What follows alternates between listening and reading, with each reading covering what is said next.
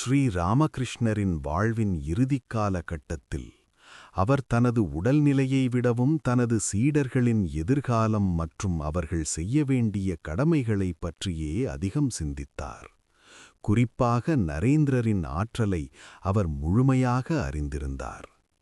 ஒரு நாள் ஸ்ரீ ராமகிருஷ்ணர் ஒரு சிறிய காகிதத் துண்டை எடுத்து அதில் ஜெய் ராதே பிரேமமயி, நரேன் உலகிற்கு போதிப்பான், எங்கும் சென்று உண்மைகளை பறைசாற்றுவான் என்று எழுதி தன் கைப்படக் காண்பித்தார்.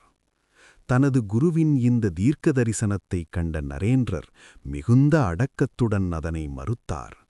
என்னால் அதெல்லாம் முடியாது என்று அவர் தயங்கினார்.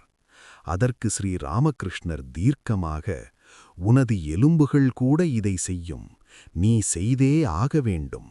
காலப்போக்கில் எனது ஆன்மீக ஆற்றல்கள் அனைத்தும் உன் மூலம் வெளிப்படும் என்று அருளினார். நரேந்திரர் என்ற ஒரு தனி மனிதரை சுவாமி விவேகானந்தர் என்ற உலகளாவிய தலைவராக மாற்றிய மிகப்பெரிய அங்கீகாரம் இந்த நிகழ்வுதான்.